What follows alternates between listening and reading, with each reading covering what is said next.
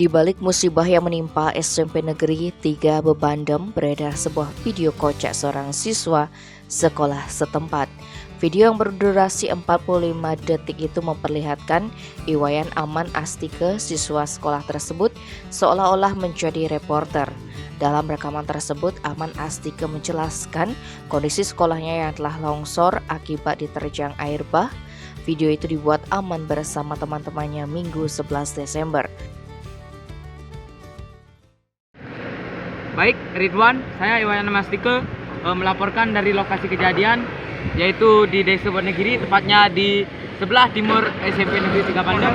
Melaporkan di sini terjadi reruntuhan akibat dari kebanjiran.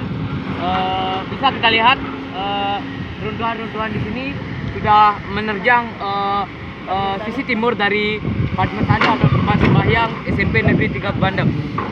Jadi perlu kita ketahui di wilayah ini, tepatnya di Banjar Butos, ini merupakan wilayah tempat dilaluinya banjir lahar Gunung Agung. Baik, itu saja yang dapat saya laporkan dari lokasi kejadian. Kembali ke TV1.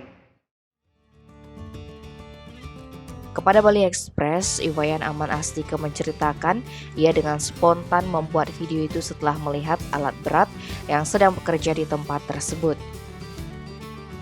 Itu dilakukannya karena terinspirasi dari sejumlah wartawan yang datang ke sekolah tersebut untuk meliput berita. Aman sendiri memang memiliki cita-cita sebagai wartawan, bahkan ia sempat mengikuti perlombaan reporter di tingkat kecamatan. Hasilnya ia mampu meraih juara 1 dalam perlombaan yang digelar oleh Pramuka. Seperti diketahui, kondisi gedung SMP Negeri 3 Bebandem cukup mengkhawatirkan setelah diterjang air bah beberapa waktu lalu. Akibat peristiwa tersebut menyebabkan tembok penyengkar Padmesane sekolah tersebut jebol.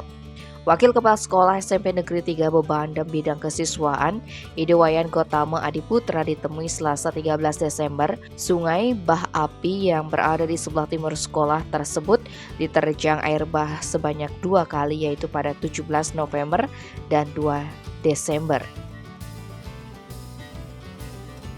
Tim Bali Express melaporkan.